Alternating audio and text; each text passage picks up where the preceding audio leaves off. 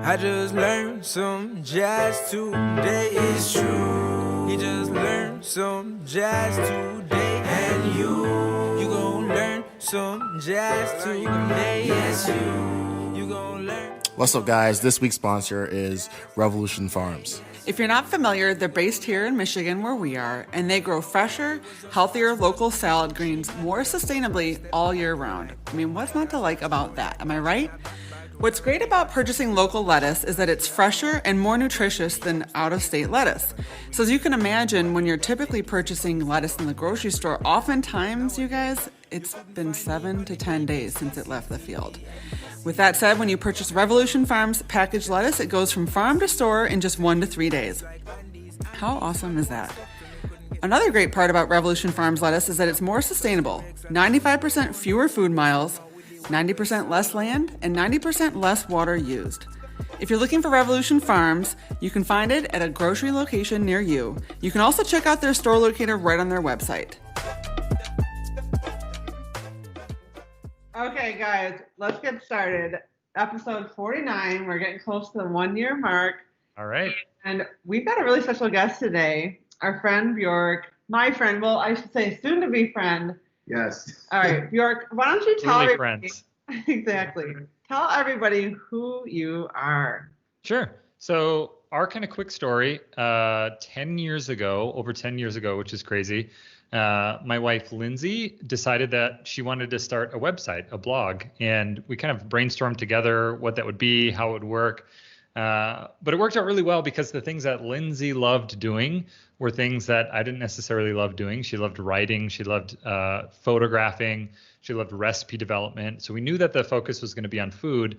I loved a lot of the stuff that maybe people would consider boring, kind of the behind the scenes, the technical elements of running a website, monetization, even just kind of the general business building functions. So it worked out really well for us to partner. Lindsay took on the content, really learned how to do that well. And I took on a lot of the kind of functions of the business that I really enjoyed. And together we started working on Pinch of Yum, and Pinch of Yum today still exists. Lindsay is in the studio office kitchen that we have right next to me right now, working on some recipes with Krista, our shoot assistant, who's so incredible as well. And we've worked on this together over the last 10 years. And throughout the process, have realized, hey, not only are we interested and want to start a food and recipe website, Pinch of Yum, but we realized along the way there's a lot of other kind of correlated businesses that we could start. So we started a membership site for food bloggers called Food Blogger Pro. We have a podcast that we do on a weekly basis for Food Blogger Pro. We started a WordPress a WordPress plugins business for like recipe plugins or Pinterest optimization. Because we were doing that, we realized other people would need to. That's called WP Tasty, a nutrition analysis website called NutriFox. So we've kind of created these businesses along the way as we've seen a need. And now those all live under a parent company that we call TinyBit. And TinyBit is all about kind of the ethos for how we operate in the world, which is showing up and getting a tiny bit better every day. Oh, yeah. We call that 1% Infinity. Yeah, so that's kind of our quick story. I love that. I remember, maybe it wasn't the first time you mentioned it, but I do remember it was many years ago. I was on a walk with like a newborn baby. So had to have been a while ago, 6 or so years ago, when you talked about 1% to infinity. Yeah. And just remember, I do take that with me every day, and I'm certain that's been a huge part of my success. So thank you for that. Yeah, for sure. I feel like it's, I'm actually just started reading this book called Atomic Habits by James Clear. Oh, I love that book.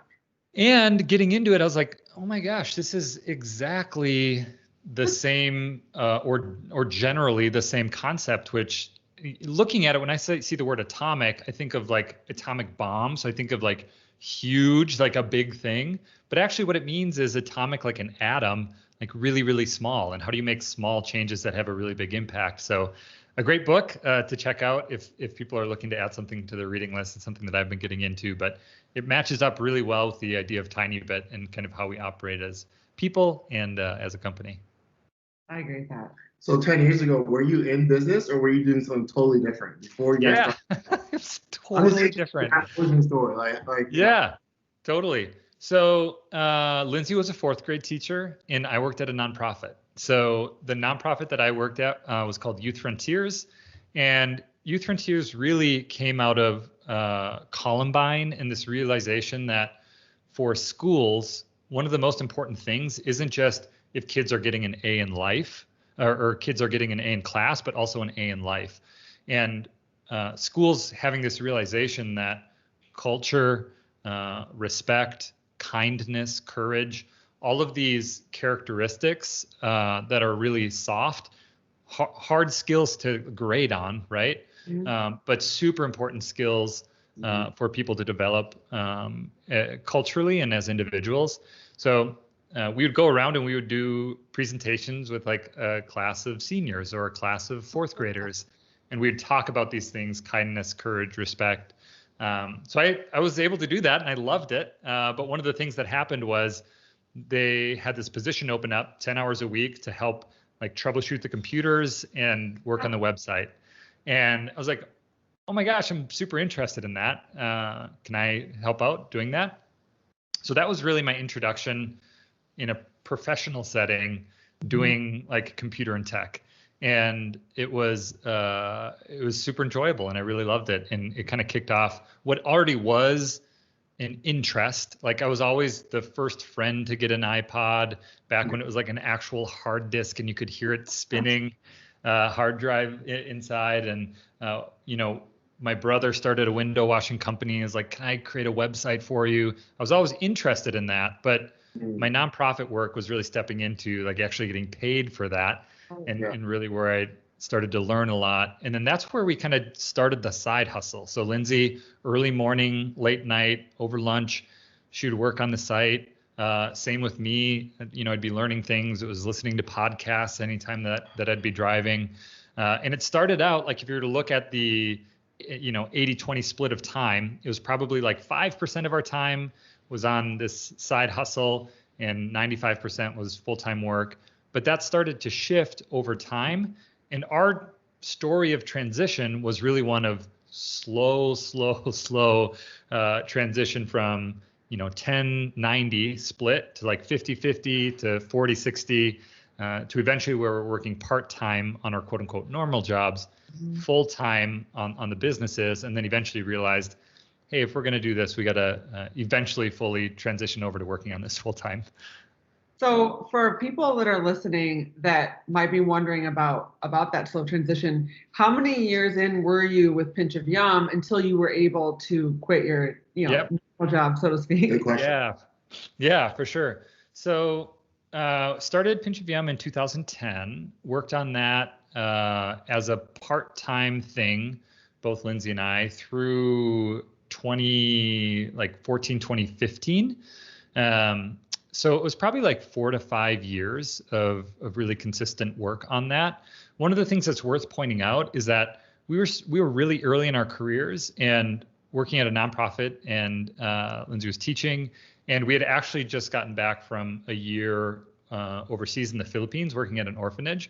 So the lifestyle adjustment that we had to make wasn't super huge because we weren't used to like a corporate salary, or we weren't used to, this inflated lifestyle. So that was one of the things that was really helpful. We didn't have kids at the time, and it allowed that transition to be a little bit easier because we knew that the expenses that we had weren't going to be as high as they would be now. Like when we have a house in the suburbs and we have our daughter and we have a dog, and suddenly all of these things that add these recurring expenses, those didn't exist early on. So that was a piece of the equation. It wasn't just how quickly were we growing the business, but what did it look like for us for the businesses to sustain us?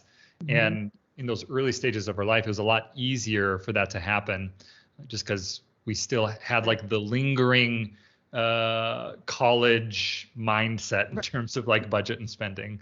Yeah, it's always nice when you can kind of grow, your family and all your other aspects of your life grew with your business. And as more things came into your personal life, your business kind of grew with it, which is sort of, I have the same, started in 2010, same thing. And, I didn't have kids for 3 years and ironically didn't make money for 3 years. So yes, point, it's easier. There wasn't, I think, that push to replace perhaps right away a 6-figure salary, and that, you have a month, you give yourself a month to do it. And pressure was not there, which In hindsight, pretty glad I wasn't. Yeah. Yes, totally.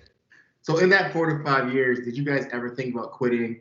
Did your family was like, what are you guys spending your time doing? Like, why you Yeah. working as a nonprofit, or was everyone kind of supportive, or you guys were just young? Like, what was like kind of like what's going on? Yeah. Anyone that's listening, I think that could help them. Yeah, totally. So I think that so part of our story was really early on with Pinch of Yum. I started publishing these reports. They started as just income, but then we started to publish traffic as well.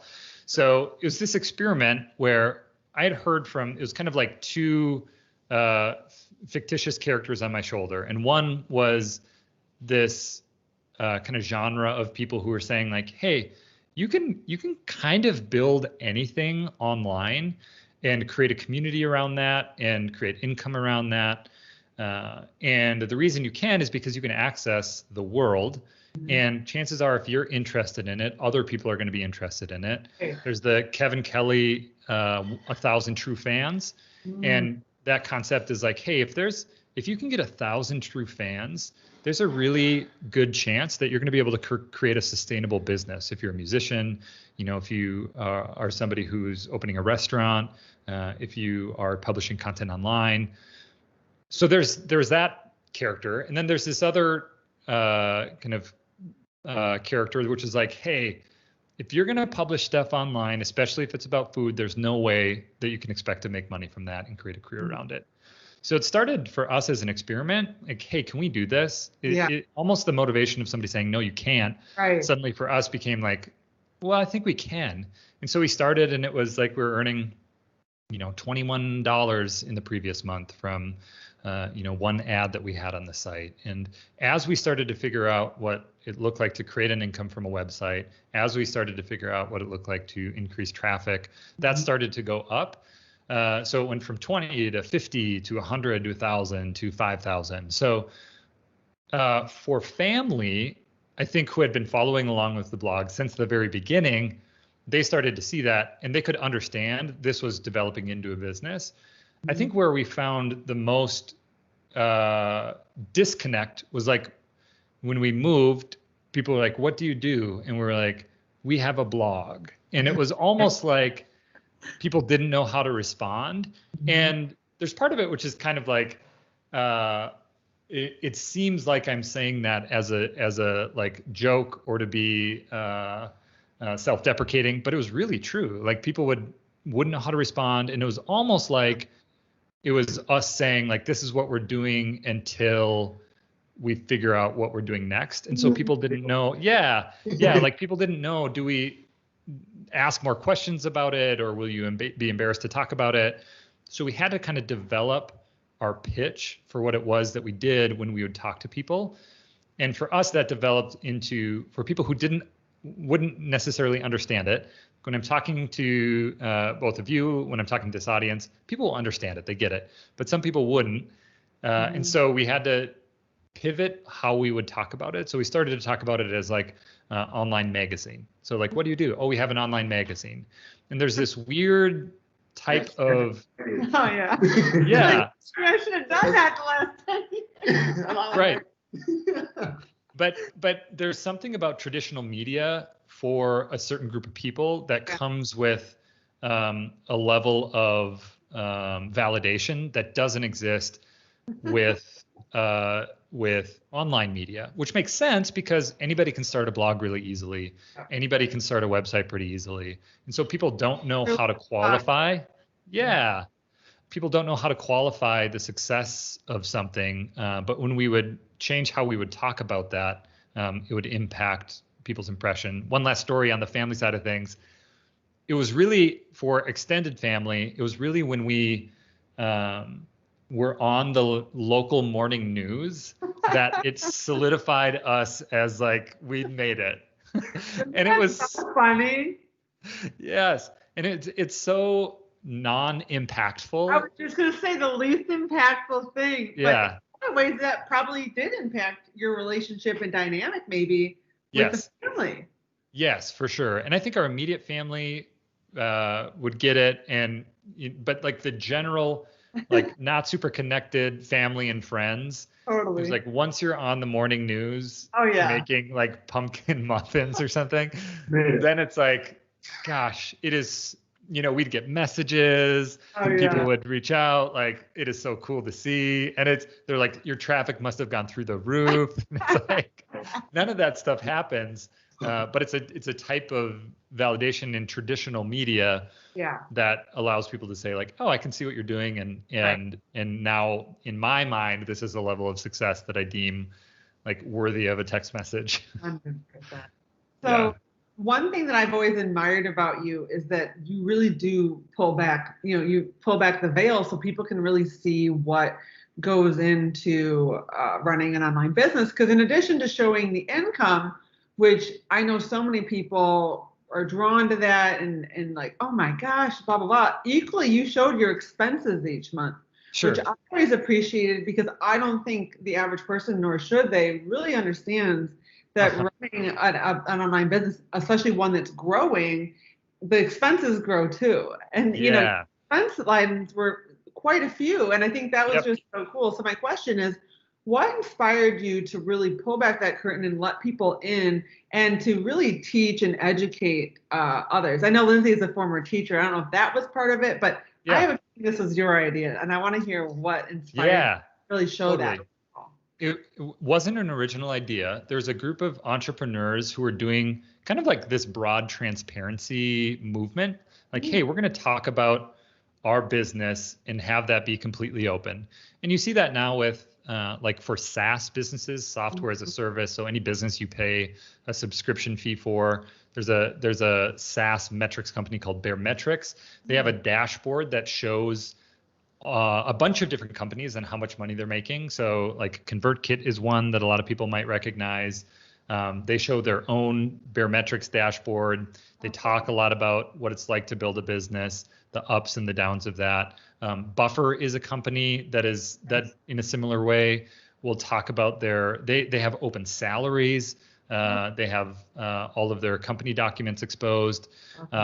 The actual income report kind of structure was a business blogger named Pat Flynn, who had a site called Smart Passive Income. So it wasn't something that was new to us. It wasn't something that I thought up.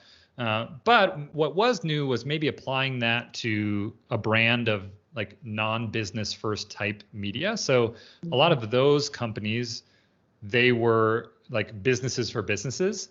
And we were a business for consumers and talking about that process.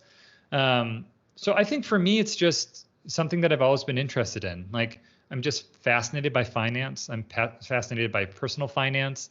Like those are the podcasts that I listen to, the books that I listen to, the books that I read.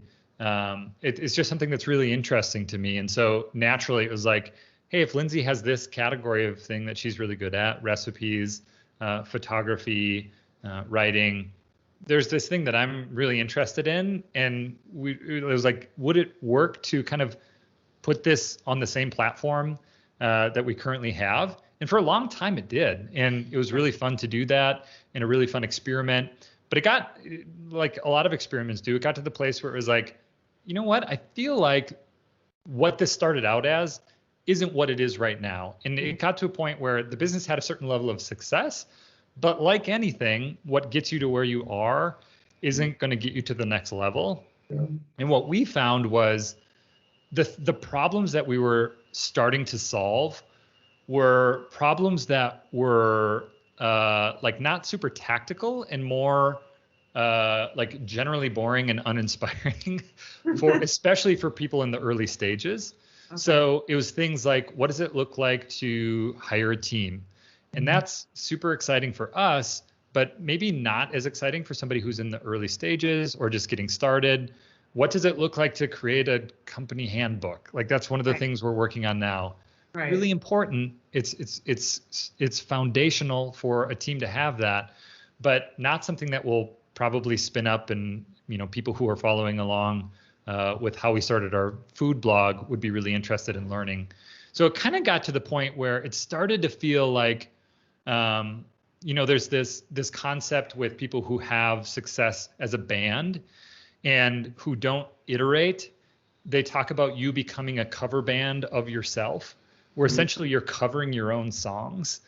And I worried about those reports becoming a version of that for us, where we weren't iterating and evolving, and suddenly it became like we were a cover band of ourselves. We were just using the thing that had made us successful to keep us successful in a certain category. So like an example being Food Blogger Pro really came out of a lot of people writing to us and saying like, hey, we'd be interested in learning more about this.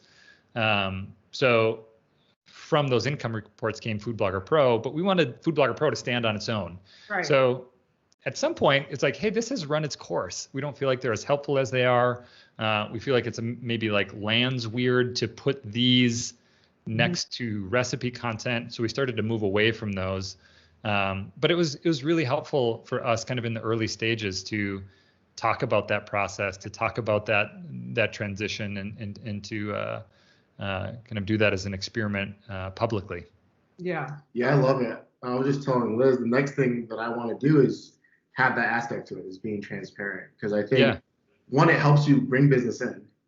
Two, it helps you communicate to people who are just starting out. Yes. And then you can build another business like you have on the back of that. So it's a great marketing thing.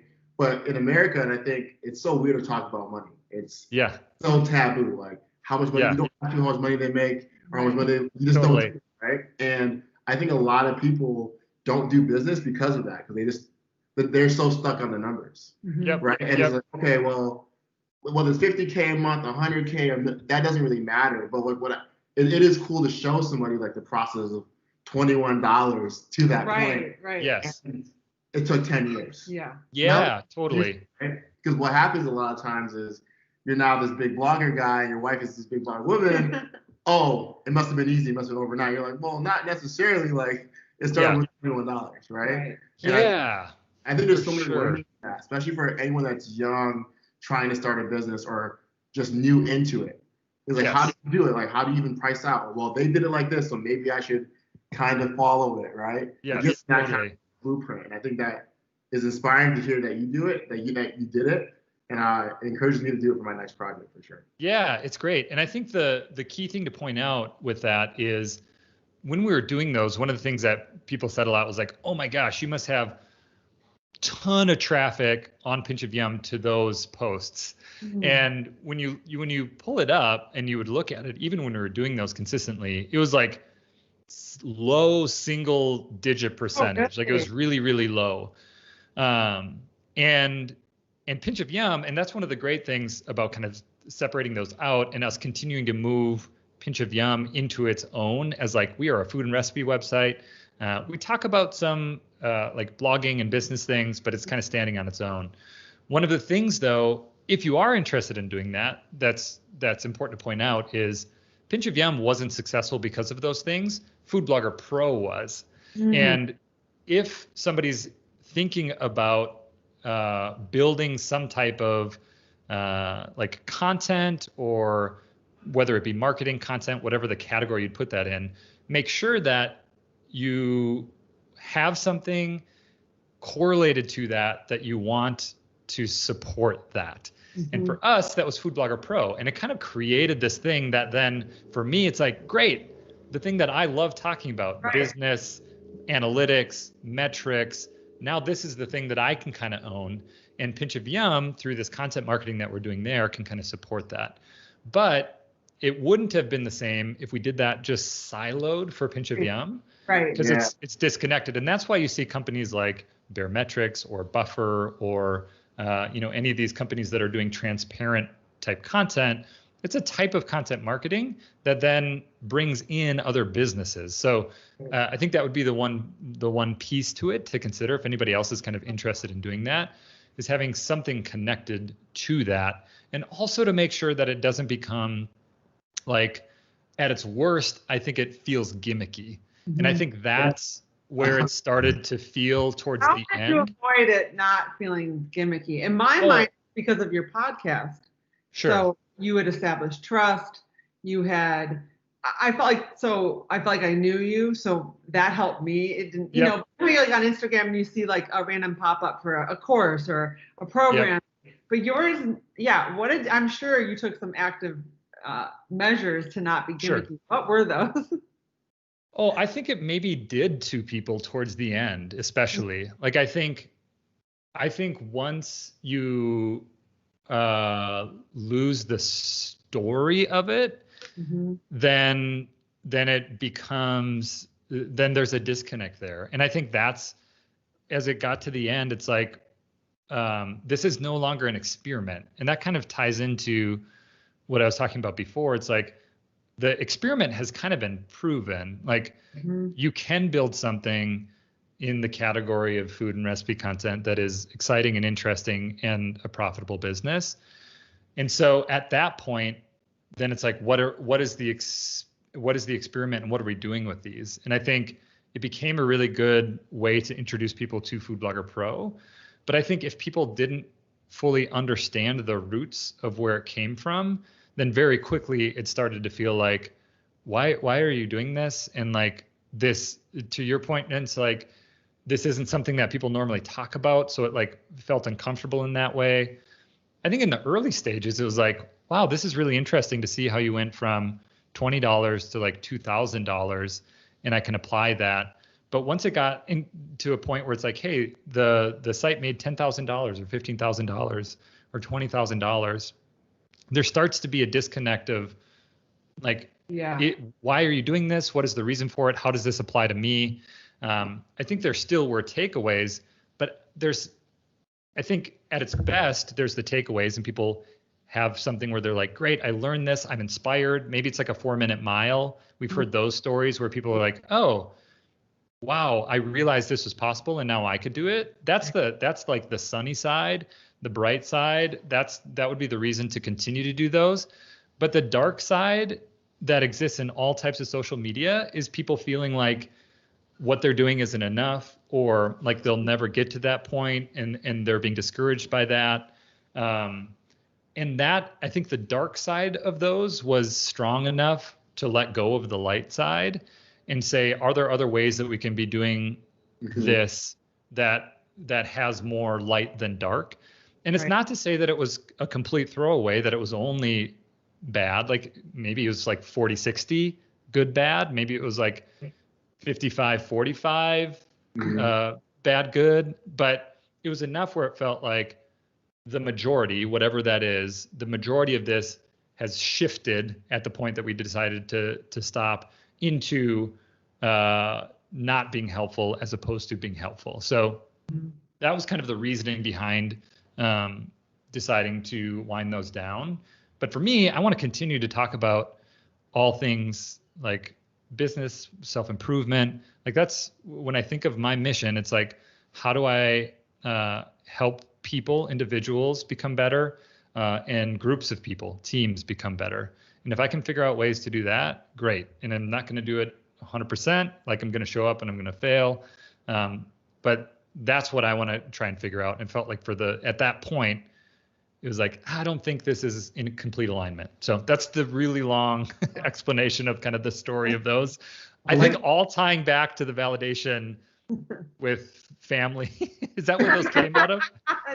Like the question from 40 minutes ago that you asked? Well, this is my biggest point. Like me and Liz been talking about, I feel like every entrepreneur, there is that kind of chip or you do something different, and it's not always negative.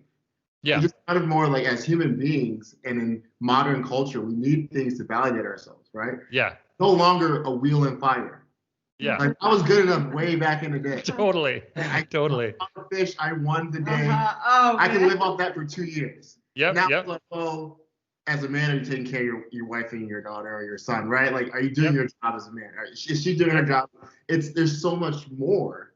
And I feel like you're an entrepreneur and you're authentic and you're on the good side, right? Not the dark side. You are trying to be honest and trying to be good, but you can't deny that, like, like I want this thing to work and I want it to be good. That's why I'm doing it. And there's a little darkness that comes from there. Like maybe not your uncle not giving you a pat on the back until you're on local news, like I'm working my ass off here.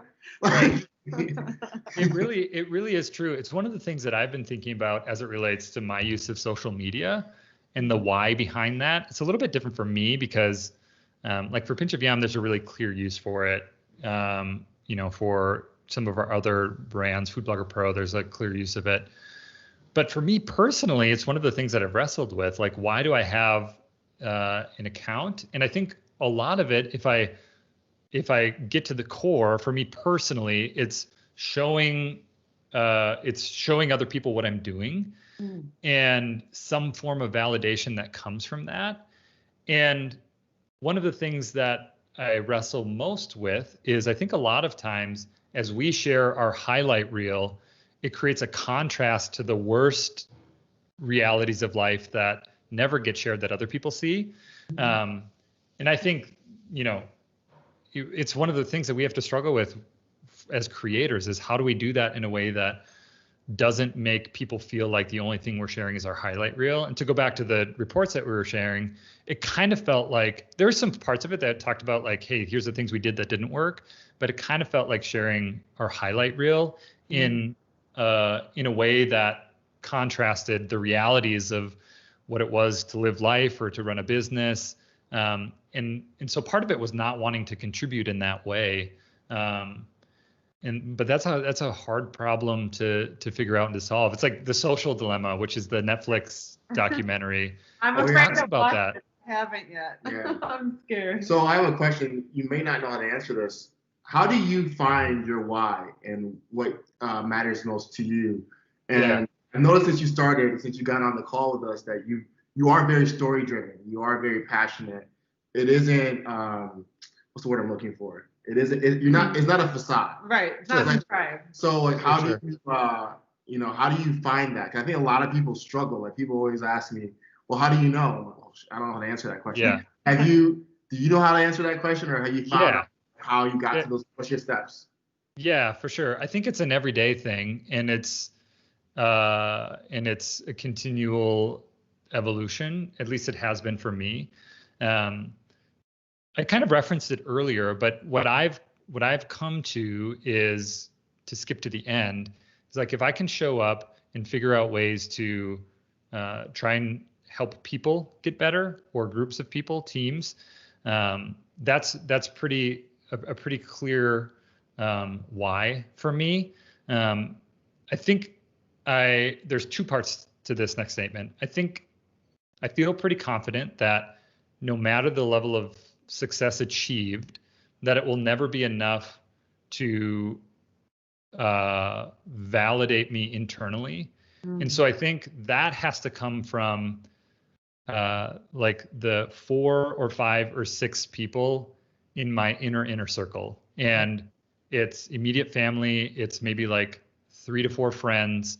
It's Lindsay. It's my daughter, Solvi. It's that group that when you distill it all down, like that's what's going to really matter in terms of what does that look like for me to have an impact on them and them to have an impact on me. I think once going outside of that, then the question is like, what does it look like to show up and do work every day? And I think if I can be doing work that is twofold, like in an area of interest and passion and like feasibility to pay the bills, so like kind of the functional part, and the category of a need for it in the world.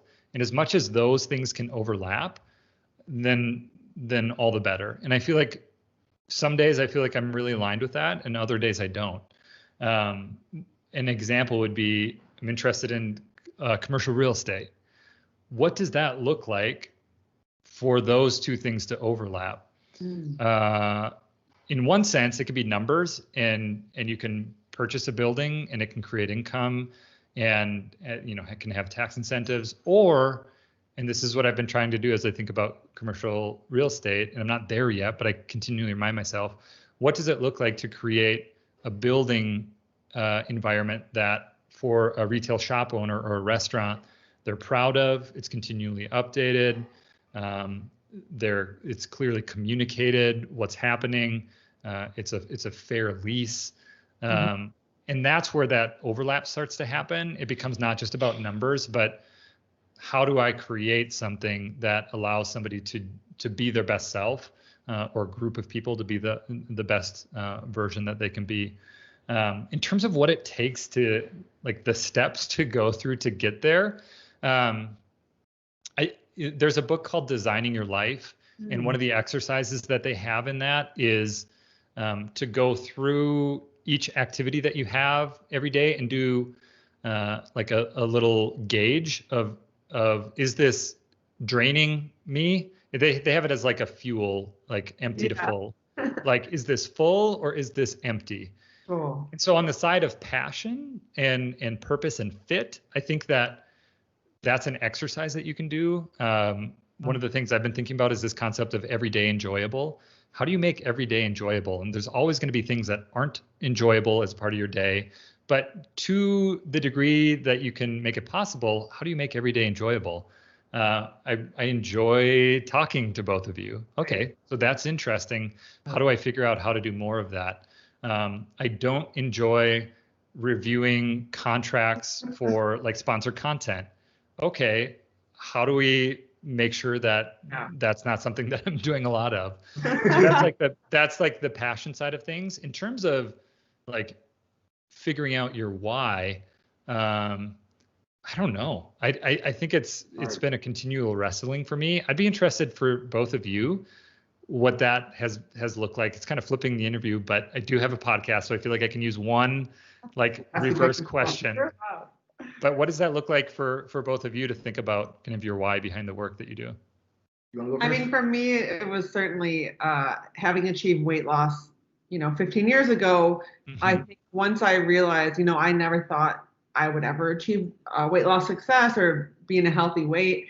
And if I can do it, I just feel like empowered to show that anyone else can do it, and also show people that it is manageable long term, and it doesn't need to be with any sort of fad diet or getting rid of entire food groups. And I just want to show people that you can live a healthy life and still travel, go out to eat, and have a social life. So that just like my biggest why was I'm so happy and feel so good physically and mentally. I want others to feel that too. And if I can help, if I can help others vibrate at that same high level like I do, that would be a big why. And obviously, of course, now I have children. So of course, with kids, it's like you just want to show up and be present and be there for them. And then, of course, this year has been crazy, and we're together constantly. So I'd be lying if I said every moment was like a precious moment. But I think right now I'm just trying to show them that it is possible to follow your dream and to live the life of your dreams. I feel like I have designed the life of my dreams. If I can show my kids that and that it's possible, that would be huge to me. Ironically, yesterday I went through everything I do. It's been a few years, and I basically checked off, does it require my expertise? Do I enjoy it? Do I not enjoy it? And does it not require my expertise? And everything that didn't require my expertise and I don't enjoy, I'm creating a new position for it. So it's funny that you mentioned that with the contract. And I feel like the hard part with that is like there is a period where you just kind of have to eat dirt and do the things that you don't. But then I think what the interesting observation is, like, there eventually becomes a time where you're eating this dirt and then you're like, wait, there's like this other person who this doesn't taste like dirt. This tastes like chocolate pudding, and it's so good to them. And it's like, and then you realize, wait a minute, this isn't dirt, this is pudding, and I just don't like the taste of it. But so you can bring that person in, but for a while, it's like you have to do the things that you don't enjoy. And I think it's worth calling out as I think about for myself too. Like there was that period of time where, as I'm designing my life, it's like, hey, this takes a lot out of me, contracts being an example, and I still need to do it. So for those who are listening, if you are in that stage, know that it's not like, for me, at least for our story, that it's like you figure out how to get rid of that right away. I mean, it's like exercise. There's certain things that I still hate to exercise, but humans are like the only species can delay short-term gratification and for long-term benefit. So obviously those contracts provide many long-term perks. Totally. And anyways, I know not everything in life, but to your point, not if you can find someone that it tastes like chocolate pudding. That's all right. Tell us your why. So I think we are both 3/4s. Yeah. So you said something like it may never be enough, but certain people validate you, right? And my favorite artist is Drake, and he has a line that certain people need to tell me that they're proud of me. Because say it again. He said certain people need to tell me that they are proud of me. Yeah. And so I have that where like 100 people can tell me that they're proud of me and it does not connect. But like my sister says it to me. That's it. That's all I needed, right? That's all I needed, right? And so I think as threes, we struggle with finding out really deep what it really is. Because people always ask me, I'm like, I don't know. Like, because like you're saying commercial real estate, like for me, it's always going to be something else that I can build, right? And it's not really a number, and it's not really a house, and it's not really a car, and it's not really a chain. That's not what I'm doing it for. You know what I'm saying? It's like, I don't know why. It's just kind of who I am. I kind of related it down to the point where there's some sort of chip that has happened in our youth. Like, you just want to do it. Yeah. You just want to win. It's instilled in you. And it could be a kid made fun of you. It could be the girl you wanted said no. It could be you like winning early on. It could be, I got the first iPod and I heard it spinning and that made me want to be like Steve Jobs. Like, we don't really know what sparks it, but once it's lit, it doesn't go out. It's like first light, like, I don't know what it is. I'll never stop. And at first I felt guilty for it, but now I'm only 24, but I don't feel guilty anymore. Like, this is who I'm going to be forever. What do you think changed in order for that to happen? Not to feel guilty about it. I realized that, like, it's who I am, and I can't feel guilty for who I am. Yeah. And then what happened, honestly, is that, like, I was trying to maybe mimic in a gimmicky sense other people that I thought I wanted to be like. Right? And I don't know if this is true for you, but then you get around them and you realize I don't want to be anything like that. Yeah. They say never meet your idols. Is that right? So like never meet your idols, right? And then I realized that I don't want to be second or third anybody else. I don't want to, because like you're always trying to fit into a box that wasn't meant for you. You might be a triangle and you're trying to fit in a box that's impossible. Like you're not going to fit in that box, And also I just think, go ahead. Well, it's interesting when you say that. I think there's something to be said as creators about having those people that you can emulate in order to understand who you are. But I think you kind of need that. It sounds like that's part of your story, is having those people to aspire to in order to realize how you will be similar or different. And I think music is a really good example of that. Like when you're first getting started out as a musician, it's like you play like a John Mayer riff or a Jimi Hendrix riff, and you try and do it exactly like John Mayer did or exactly like Jimi Hendrix did. And then eventually you kind of can add your own flair to it, and you realize that it has been a bridge to get you to the point where you can solidly stand on who you are and what you're about. But that can take a lot of time. And it sounds like that's been a journey that for you, you in some way have kind of gotten to a point where you're like, hey, I have a pretty clear understanding of who I am as this current version of myself. If I be honest, like it grows every day. I think maybe as Enneagram 3s, I don't know that you can chalk everything up to that. I just think we're just so used to emulating. And eventually you're like, well, I don't like dirt. Yeah. Why am I eating? Right. I do not enjoy this dirt thing. Yes, totally. Like no one's really watching. No one really cares. You're eating dirt. Yeah. Like the people you're doing it for in your head, right? Like in your head, I'm doing it for you. They don't really care about that. So then you're like, well, then why am I doing it? And so, but it does take a while for you to get to that point. I feel like, right? Like, you need to you need to do it someone else's way before you want to do your own way. Yes, right? For sure. Yep. And one of the things that's been helpful for me that may or may not be helpful for other people is, and it kind of sounds morbid, but like this extreme clarity and understanding around the reality that I will be forgotten. And that is at its worst, really sad, but at its best, really freeing, because no matter the level of success that I achieve, like it will never be enough for people to remember me, even my own family, past 2 or 3 generations. Right. And I think that has allowed me to be to slowly and not immediately and always moving towards better, but move towards a more genuine version of who I am, knowing that I'll be forgotten. Like, and that doesn't mean that the things that I'm doing won't have an impact.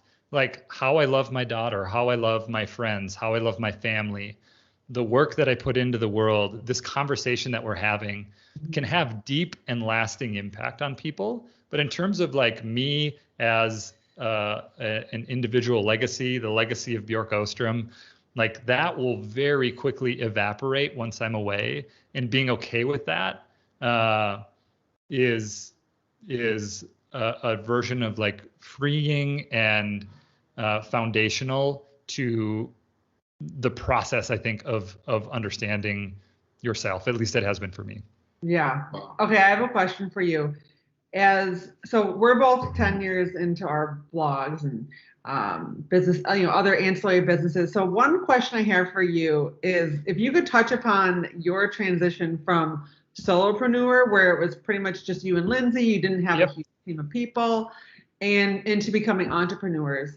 And were there any sort of maybe pain points you had to break through or lessons you learned from that? Because I find that that's certainly something that I'm going through right now. So any advice you could offer for people that as they are growing their businesses and adding to their team, what was that transition like for you? Yeah. A few quick things are at the top of my head. So you had talked about this, Liz, but like going through the process of things I do, things I don't do. And a couple categories for those boxes would be things I'm good at, things I like, things I'm not good at, things I don't like. Yeah. If you have things that you don't like and you're not good at, those are great things to get rid of right away. And then it probably goes to things you're not good at, but things you enjoy. So if you're not good at them, you should get rid of them. And then it would go to what would it be? The opposite of that. Things. But he doesn't need your expertise. Yes, exactly. So, and then what does that look like to pass those things off? I think it's what we found in the early stages was the best place to connect with people would be like friends of friends or friends in a contracted position. Contractor versus employee. So an employee would be somebody who's like a W-2 team member. You have more there's a lot of IRS regulations for those in the US around what an employee versus a contractor is. Contractor would be more, they don't have hours, they use their own computer, they have kind of a general assignment and they kind of move towards it versus really specific tasks they have to do. But in the early stages, hiring somebody in a contracted role, you don't have to take care of, taking their taxes out. You maybe pay a project fee or an hourly basis to say, hey, you know what? I'm going to hire a friend of a friend. Maybe they're in college and they have 15 hours a week to help with this category of things that I'm not good at and I don't enjoy doing, but that need to happen for my business. That's a great place to start. Yeah. It's going to be the easiest to kind of onboard in that way. I think the next question that you should ask yourself if you're working on that is, do I want to make the transition fully or partially from maker to manager? Because once you start that process, it's not like it gets away from you and then you're off and you have to be a manager. But once you start the process of building a team, in some capacity, you are going to be a manager. And that is, you might have passed off one thing in order then to add another thing that you're not good at and you don't want to do, which is managing people. And I think sometimes as it relates to job satisfaction, people feel this initial spike of like, oh my gosh, I don't have to do this anymore. But now I have to help create accountability around this new function that has to get accomplished. And that might be a new stage of dirt eating, which is managing until you get to the point where you potentially have somebody who comes in and kind of acts as the manager of people. But I think more than anything, it's understanding that that will happen and that will feel different. And it's a new version of who you are. It'll be new skills that you have to develop. It'll be new systems. And in a lot of ways, you'll be starting over. And I think the question is, are you comfortable enough starting over? And are you committed to building this thing, whatever it is, to the next level?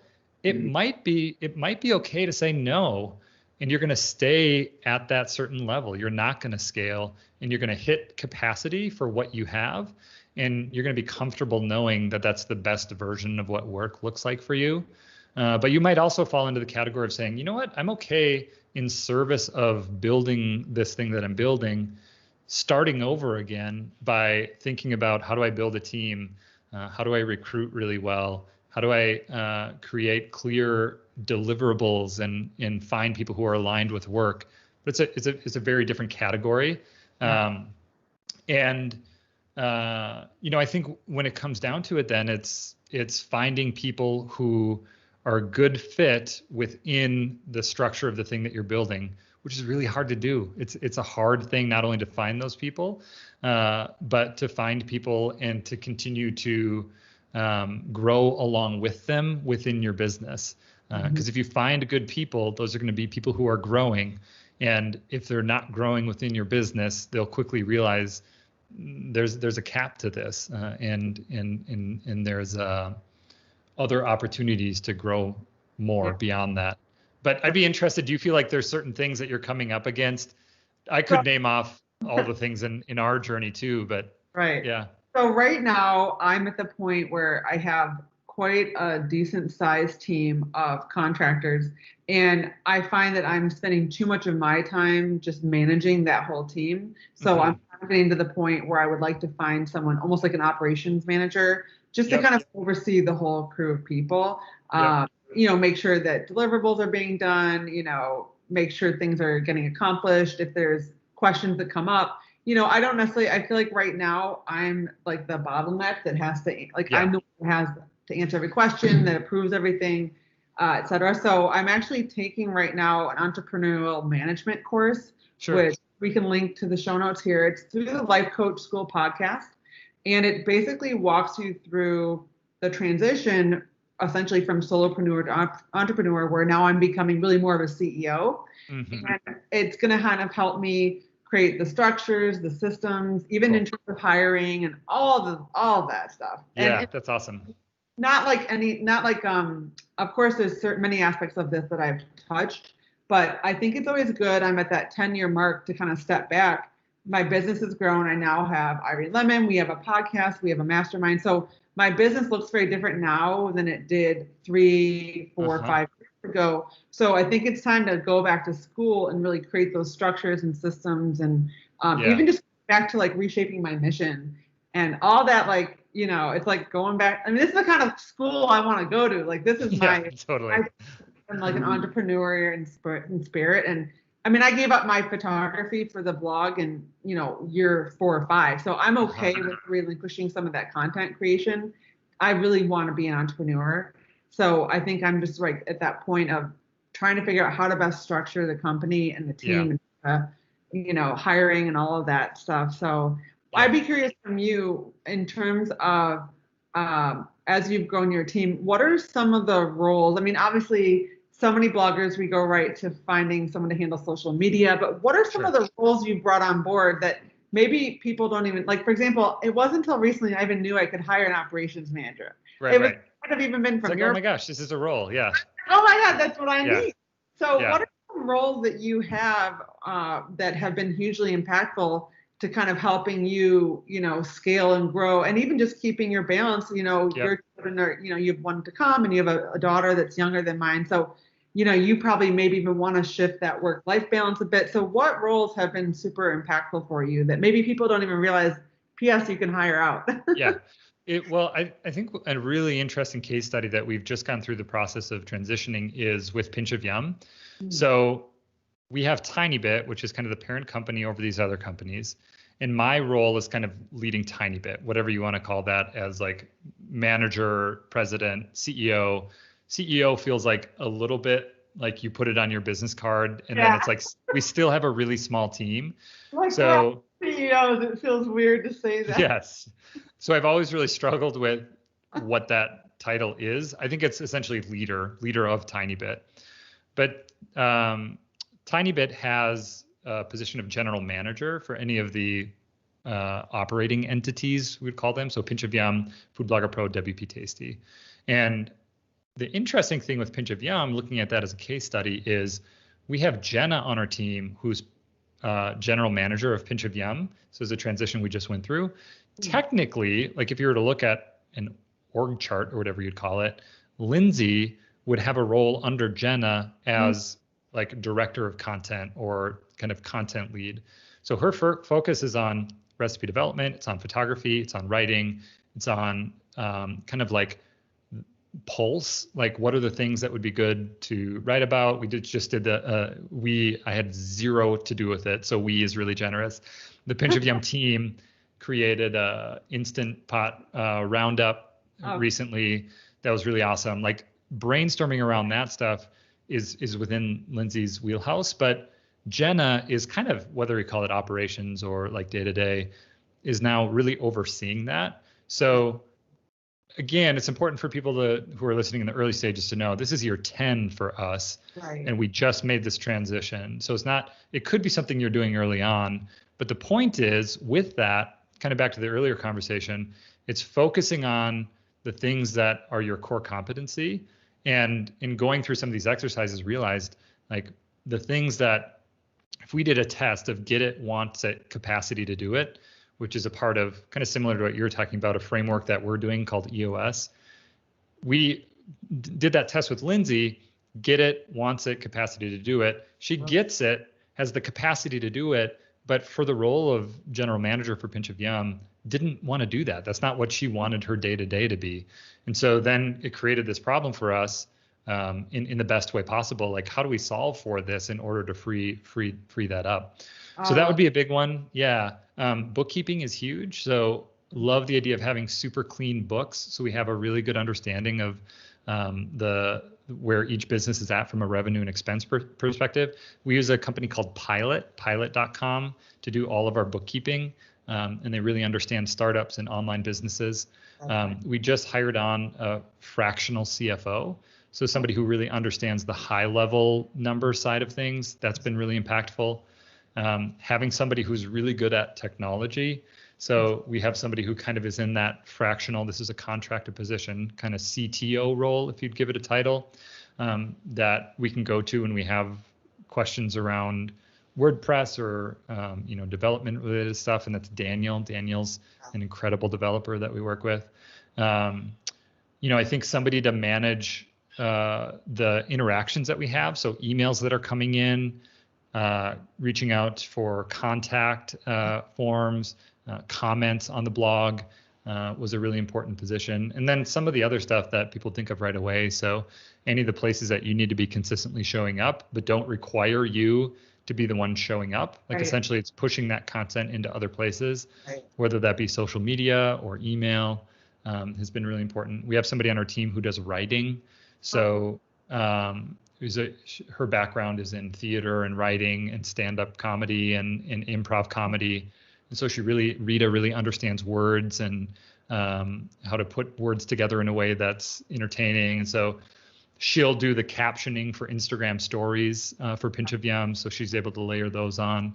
So again, all of that stuff over the past 10 years, really the past maybe like 3 years that we've started to fill in those positions. But those are the things in the early stages we have to decide, am I going to do this or am I not? Because you probably don't have the budget to hire somebody to do it. And not that you never will, but at some point you might. And at that point you can bring somebody in and do it. But sometimes you just have to decide, like, I'm not going to do this. And some of those things existed for us in varying levels in the early stages until we could hire somebody and bring them in. Right. I think that's so true. I think the big question is like, what do you want to happen? And then being honest with yourself, like what your skill sets are. Yes. So like, I'm definitely a tiny bit kind of guy. Like I'm owner. I'm not really necessarily the founder. I'm definitely not really a good day-to-day CEO. And so in my brain, that's how I break down people's talents. And like, okay, are you the star? Like, do you like being the whole thing? Being do you have the magic fairy dust? Lindsay and I talk about that. Like, you can't distinguish what it is, but it's like star quality for some reason. And it's always on. It's never off. And so I've learned that from watching the Michael Jordan documentary. Yeah. From day one. Yeah. Totally. It's so inspiring. Lindsay and I would watch those episodes, and after each one, we're like, gosh, we just want to be great at something. Like, you just watch. He was 19, 20, 21, 22, and he'll say something and be profound. Right. Yeah. Okay, so he's a star. That's who he is. Yeah. Then there's like the Phil Jackson, like the coach. Yep. Where like he understands, okay, I'm working with all these stars. They're all great. But they're all different. Like, I'm going to let Dennis go and hang out in Vegas for a couple days. But I'm not gonna let Steve Kerr do that. Exactly, right? Yeah. They know how to use those pieces, like maybe where Liz is at right now, like with her team, and like, okay, I know how to use this person to the max to help win us championships. For you, it might be $1 million, too, whatever the dollar amount is, cool, but win championships. And then there's like the owner, right? And I feel like that's me, like, where you don't really know what's going on, like you know what's going on, but like you are like trying to build the Bulls.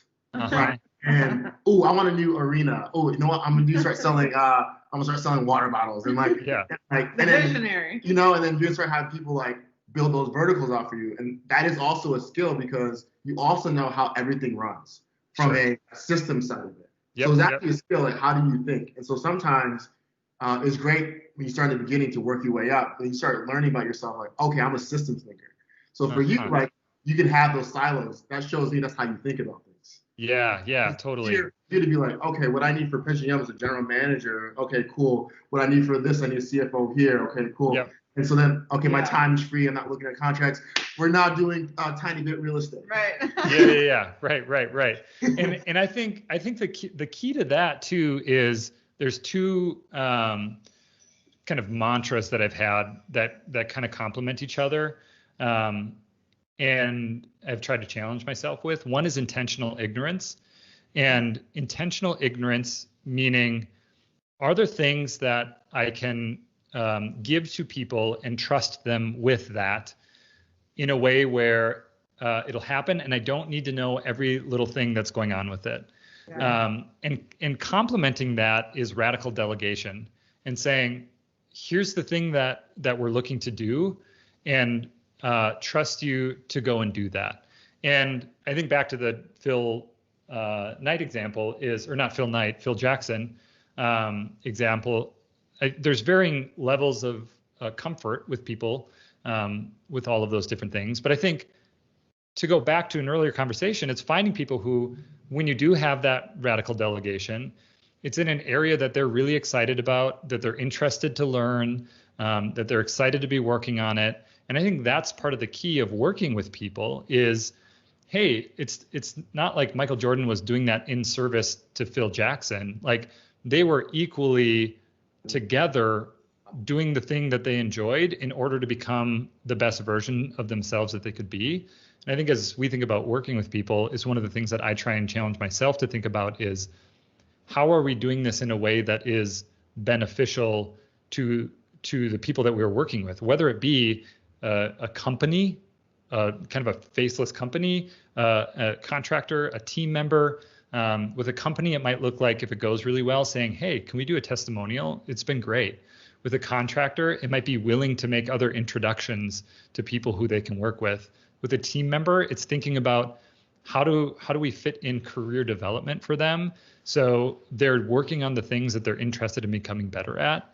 Those are the things that by no means we're perfect at, but are good considerations. And see a lot of kind of those parallels with the documentary, the Michael Jackson or Michael Jordan documentary. What is it called?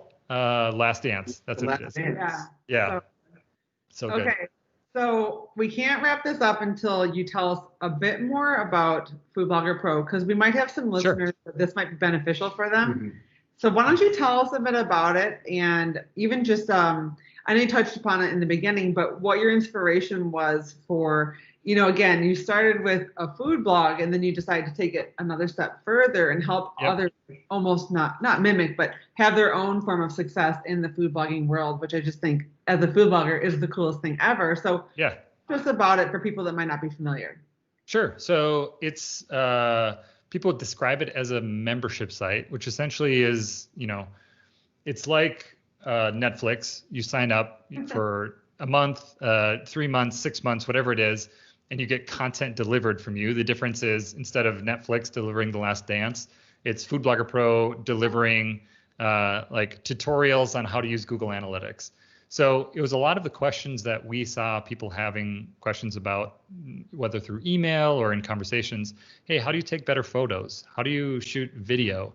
How do you use Google Analytics or Google Search Console? What are some of the things that you guys are working on right now? All of that content lives under Food Blogger Pro and is for people who are building a brand in the food and recipe niche online. One of the conversations that we're having is like, hey, it's not just about blogging. It's still called Food Blogger Pro. There's probably a rebrand that should be in our future to kind of encompass food entrepreneurs who are building things online. How do you say that? So much of that is super relevant to any business. It'd be relevant to like a food truck, to somebody who's building their YouTube first food account.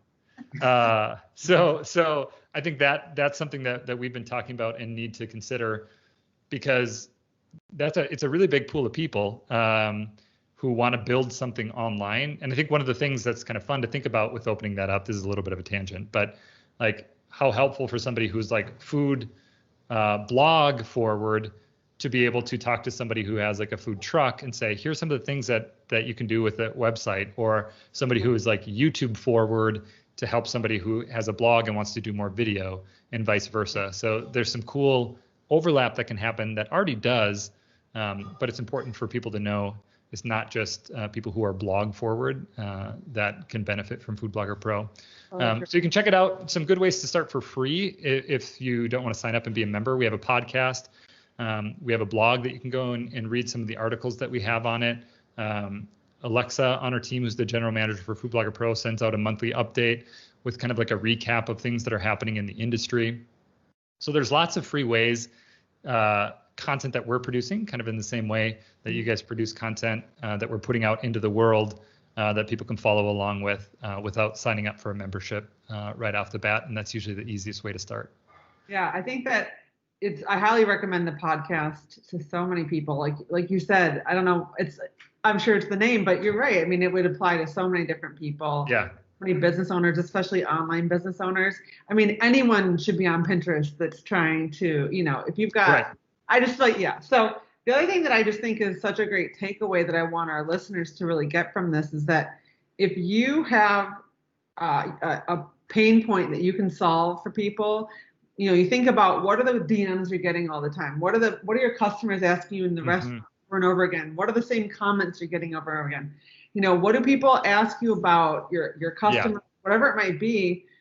You found a way to really help as many people as possible on a much bigger scale. And I just think that's so inspiring and smart. And I think so many of us can do that in all the capacities. And if there's something that people are asking you on a regular basis, chances are you're an expert of it in some way. Yep. Yeah. And it's the analogy that I give, or maybe the visual I like to paint, is like ear to the ground. And it's like when you put your ear to the ground, what are the things that you hear as kind of the repeating asks or problems, essentially exactly like you're saying.